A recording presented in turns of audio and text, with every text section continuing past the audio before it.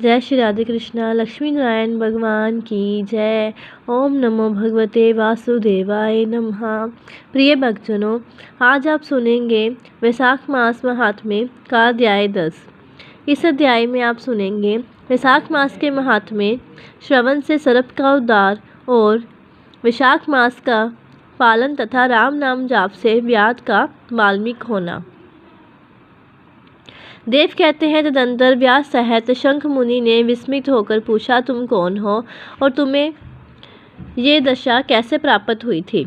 सर्प ने कहा, पूर्व जन्म में मैं प्रयाग का ब्राह्मण था। मेरे पिता का नाम कुशित मुनि और मेरा नाम रोचन था। मैं धनाचार्य, अनेक पुत्रों का पिता और सदैव अभिमान से दूषित था। बैठे बैठे बहुत बकवाद किया करता था। बैठना, सोना, नींद लेना, मैथुन करना, जुआ खेलना, लोगों की बातें करना और सूद लेना, यही मेरे व्यापार थे। मैं लोक निंदा से डरकर नाम मात्र के शुभ कर्म करता था। सो भी दंभ के साथ उन कर्मों में मेरी श्रद्धा नहीं थी। इस प्रकार मुझ दुष्ट और दुर्बुद्धि के कितने ही वर्ष बीत गए। दंतर इस वैशाख मास में जयंत नामक ब्राह्मण प्रयाग क्षेत्र में निवास करने वाले पुण्य आत्मा द्विजों को वैशाख मास के धर्म सुनाने लगे। स्त्री, पुरुष, क्षत्रिय, वैश्य और शूद्र सहस्त्रों श्रोता प्रातःकाल स्नान करके अविनाशी भगवान विष्णु की पूजा के पश्चात प्रतिदिन जयंत की कही हुई कथा सुनते थे। मैं सभी पवित्र एवं मौन होकर उस भागवत कथा में अनुरुक्त रहते थे। एक दिन मैं भी कौतूहलवश देखने की इच्छा से श्रोताओं की उसी मंडली में जा बैठा।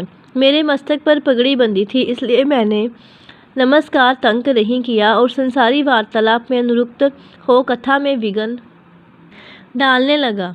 कभी मैं कपड़े फैलाता, कभी किसी की निंदा करता और कभी जोर से हंस पड़ता। जब तक कथा समाप्त हुई तब तक मैंने इसी प्रकार समय बिताया।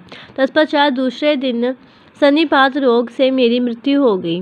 मैं तपाए हुए शीशे के जल से भरे हुए हलाहल नरक में डाल दिया गया और 14 मनवंतरों तक वहाँ यातना भोगता रहा। उसके बाद 83 लाख योनियों में क्रमशः जन्म लेता और मरता हुआ मैं इस समय क्रूर तमोगुणी सर्प होकर इस वृक्ष के खोखले में निवास करता था।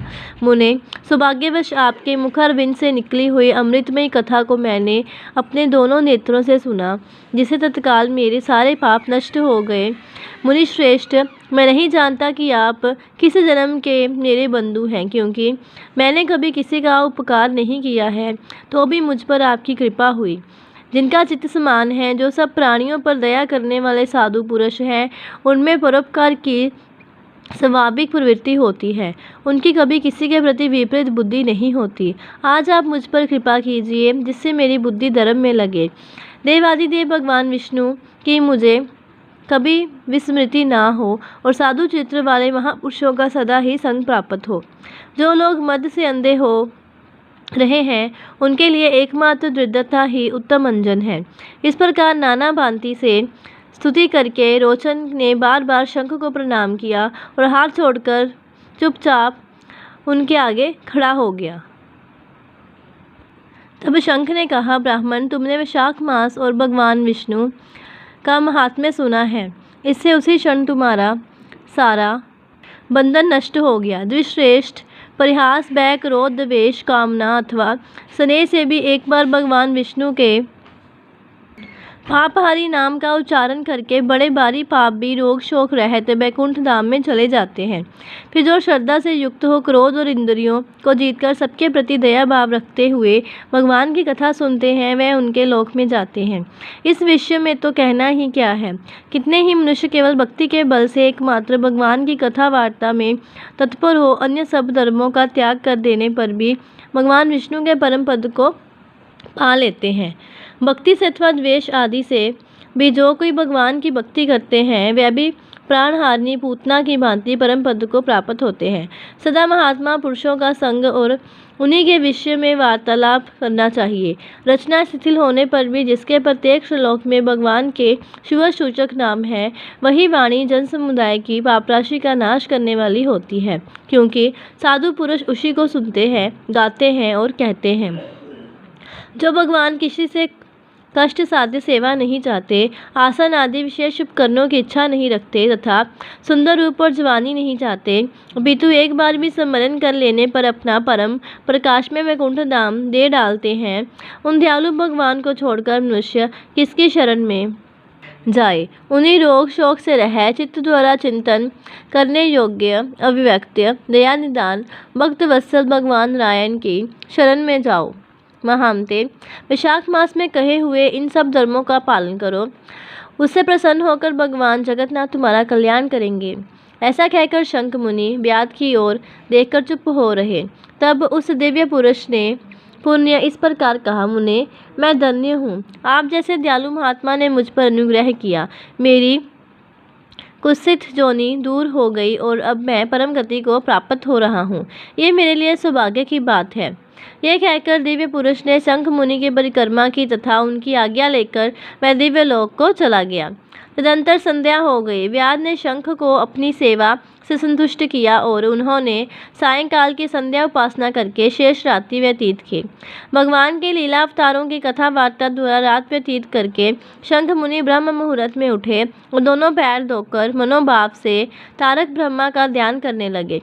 तत्पश्चात शोष आदि किया से निर्वृत्त होकर वैशाख मास में सूर्य उदय से पहले स्नान किया और संध्या तर्पण आदि सब कर्म समाप्त करके उन्होंने हर्ष युक्त हृदय से व्याध को बुलाकर उसे राम इस 2 अक्षर वाले नाम का उपदेश दिया, जो वेद से भी अधिक शुभ कारक है। उपदेश देकर इस प्रकार कहा, भगवान विष्णु की एक एक नाम भी संपूर्ण वेदों से अधिक महत्वशाली माना जाता है। ऐसे अनंत नामों से अधिक है भगवान विष्णु का सहस्त्र नाम। उस सहस्त्र नाम के समान राम राम माना गया है। इसलिए व्याध, तुम निरंतर राम नाम का जाप करो और मृत्यु पर्यंत मेरे बताए हुए धर्मों का पालन करते रहो। इस धर्म के प्रभाव से तुम्हारा वाल्मीकि ऋषि के घर जन्म होगा और तुम इस पृथ्वी पर वाल्मीकि नाम से प्रसिद्ध होगे।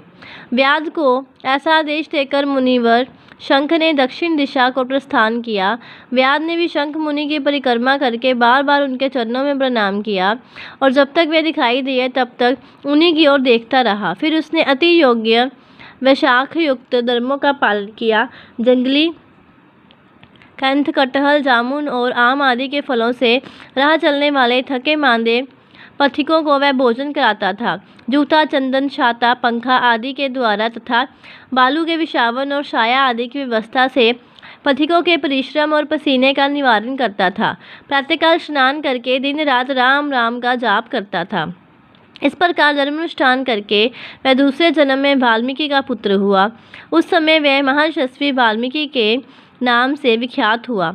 उन्हीं वाल्मीकि जी ने अपने मनोहर प्रबंध रचना द्वारा संसार में दिव्य राम कथा को प्रकाशित किया, जो समस्त कर्म बंधनों का उच्छेद करने वाली है।